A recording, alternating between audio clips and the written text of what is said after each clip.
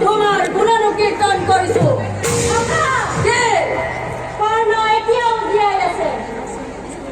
এটা সামান্য গুৰু হেনায়ু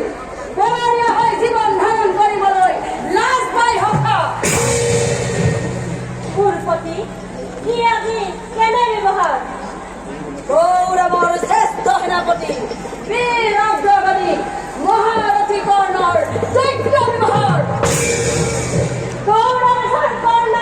অধৈৰ্য নকৰিবা চিত্ত নকৰিবা দ্ৰৌপদী দেখুৱাবলৈ নাৰী জ্ঞান কৰিছ অংগৰাজ জানো তুমি মহাৰাজ প্ৰচণ্ড বলবী জানো বীৰ তুমি নোহোৱা ৰমণী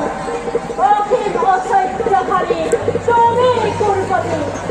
নিসহায় নিৰ্ভৰী সত্যকথক কৰ্ণক অদাখিতে কৈছিলা ৰাজ্যনাথ কৰিছিলা বন্ধুসাধন সেই বুলি কৰ্ণই নকৰে সহ্য তেনে অপমান তেন্তে দুৰ্যোধনে কোন প্ৰাণে হত্যা কৰিব পাৰে কোৱা তেনে অপমান পৰাজয়ৰ অপমান গৌৰৱৰ সেনাপতি পলায়নৰ অপমান পাণ্ডৱৰ শিবিৰত দলে দলে আজি প্ৰচাৰ কৰে মোৰ চূড়ান্ত কাহিনী ঘাটে ঘাটে কৰে আলোচনা বনবাসী পাণ্ডৱৰ নিপুণ চানেকি খাই ৰণ পাণ্ডিত্যৰ ঠিক হ'ল গৌৰৱৰ বিৰাট বাহিনী উদ্ধ থাকে প্ৰাণ লৈ কেবিয়া সময় ভিক্ষাৰী তিৰস্কাৰ বিদ্ৰোহৰ বাণী দূৰ বলি এনে অহংকাৰ কোন প্ৰাণে ভাৰতৰ এক শক্তি অধিক্ষৰ হৈ অম্লান বৰণে লাভ বিপত্তি মহাৰাজ নালাগে বুজাব আৰু অস্পষ্ট নহওঁ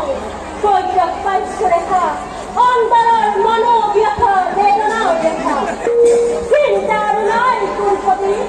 নিদাৰুণ নিয়তিয়ে গোপনে গোপনে আমি নিৰ্মল ভাৱেৰে ভাগ্য চক্ৰ কৰি মোৰ ৰাতি কুলে বৃষ্টিৰ ঘূৰাল এইবাৰ সতৰ্ক মই নোৱাৰো চাপিব নোৱাৰো কৰিব আৰু ষড়যন্ত্ৰ মহাৰাজ দিয়া মোক কৰিব সাৰথিয়ে যাওঁ শেষ কৰোঁ কুৰুক্ষেত্ৰম উদলাও গৌৰৱৰ প্ৰীতি আন্দোলন কি হল মদ্ৰপতি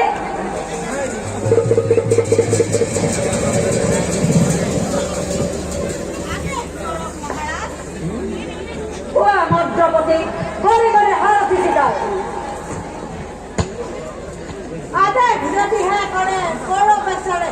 অৱশ্যেই কৰিব লাগিব আদেশ নহয় ৰাজা ই মোৰ অনুৰোধ আনন্দৰে কৰি মুচিকায় তেন্তে কুলপতি সুস্থিৰে বিশ্ৰাম কৰা আপোন তথ্য যুদ্ধ চিন্তা কৰি মস্তিষ্ক উত্তপ্ত